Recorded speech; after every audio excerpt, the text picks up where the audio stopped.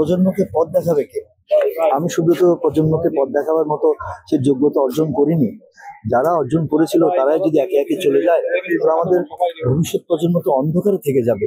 তাই হচ্ছে এখন যারা আমরা অভিনয় করতে আসি, আমাদের মধ্যে বিনয় বলতে কিছুই নেই। আজকে আমরা যখন দেখি একজন সহশিল্পী আমার সাথে অভিনয় করছে, তার মধ্যে কোনো মনোযোগ নেই। সে বলে একটা সেলফি তুলি, আমি বলি সেলফিটা তুলে কি হবে?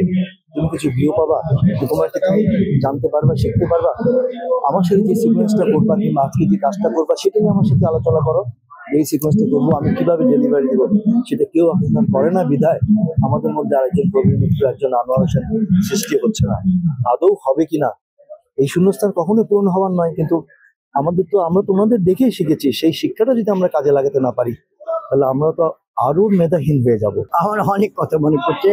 কবিতার সাথে আমরা একটা ছবি করেছিলাম, মিন্টু আমার নাম, প্রতিজ্ঞাতে গান ছিল ঢাকা শহরে নাকি টাকা উইরা বেড়ায়। সে গান গেতে গেতে সেই কাপ্তাই থেকে আসতে আসছে ঢাকা, সে একটা গ্রামে সহজ ছেলে। তখন ওইখানে লোকজন ভিড়ে হয়ে গেছে। কবিতাকে বলতেছে বইয়া চলে অন্যদিকে যাই, বলে না আমরা শিল্পী, আমাদের কাছে ভিড় করবে, এটাই তো আমাদের কাছে আনন্দ। সবাই আমাদের দেখতে আসবে, ভিড় আসবে, এর মধ্যেই থাকুক। অসম্ভব ভালো লোক ছিল, অসম্ভব। এটা আসলে আক্ষেপ থাকারই কথা, এটা তো অবশ্যই আক্ষেপ থাকবে।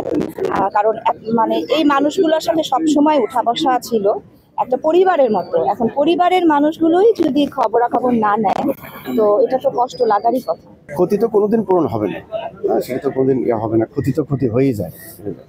এখন দাদা চলে গেছে, কিন্তু দাদা আমার মনের মাঝে, আমাদের মনের মাঝে আছেন এবং থাকবেন।